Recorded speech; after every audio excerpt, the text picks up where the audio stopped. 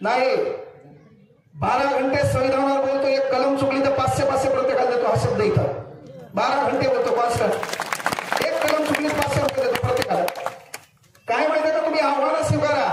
Matter ती आहे कळलं का. 12-14 घंटे महाराष्ट्र भूगोलावर बोलतात. भारताचा भूगोल, जगाचा भूगोल, इतिहासातल्या 5200 तारखा पाठ. एक तारीख चुकली तर 500 रुपये पुन्हा प्रत्येकाला देतो. हा बी शब्द आहे. सहज होत नाही. एज्युकेशन मॅटर नाही. बदलत्या काळात कुठं टिकायचे, बदलता काळ आपल्याला स्वीकारणार कसा आहे ते समजलं पाहिजे. समाज सुधारक सध्या व्हायचंच नाही. सध्या काम काय, आपल्या घराचं चित्र आपल्याला बदलायचंय. आपली माय आपला बाप तिथं का बसलाय त्याचं एकमेव कारण आहे गरिबी. दुसरं काहीच कारण नाही. आपली माय आपला बाप तिथं काऊन बसला, एकमेव कारण आहे गरिबी. त्याच्यात पुन्हा त्याला समाधान घेणं, त्याला काय घेणे का, ते बाहेर उभं राहिले. मग एवढं असताना आपण शिकवायलो काय, आपण बेजार व्हायलो का. म्हणून एक गोष्ट महत्वाची आहे, शिक्षण कोणतंही घ्या पण त्याचा पहिले विचार करा की याच्यातून पुढे मला काय करता येईल.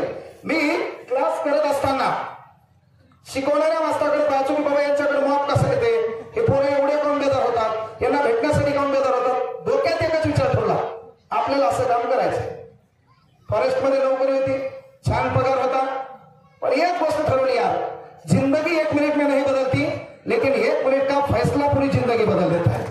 एकच विचार ठरवला, कामाला लागायचे. परभणीत आलो. मला 3ऱ्या दिवशी सर क्लासमध्ये 3000 रुपये फीस नाही म्हणून मास्तराने वर्गात उभं केलं होतं. पहिल्या दिवशी उभं केलं, पुन्हा दुसऱ्या दिवशी गेलो मी. 3ऱ्या दिवशी जेव्हा उभं केलं त्याने सांगितलं तुला बसता येणार नाही. त्याने मला काढून दिलं. आता त्याचं नाव महाराष्ट्राला माहिती आहे का, नाही. आज मला क्लास आहे. 40% पोरं महाराष्ट्रातले क्लासला फ्री असतात. आय कार्ड नसते, लेखी नोंद नसती, कोणकोणत्या बॅचला बसते काहीच माहित नसते.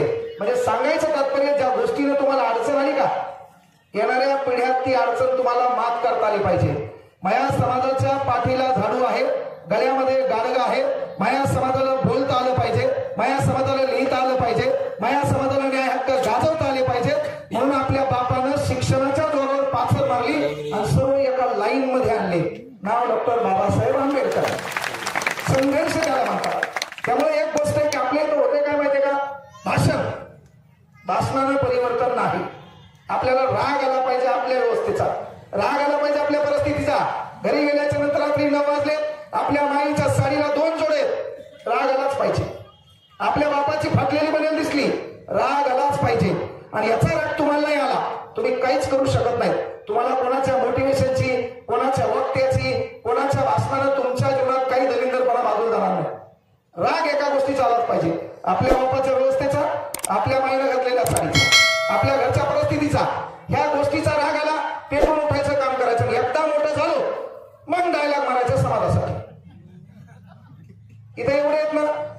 आज मला वाटलं मी 200 पर्यंत फ्री शिकू शकतो का, आता माझ्याकडे आहे म्हणून. माझ्याकडे नसल्यावर मी नुसते भाषणं दिली असते तर काय फायदा त्या भाषणानं, नाही.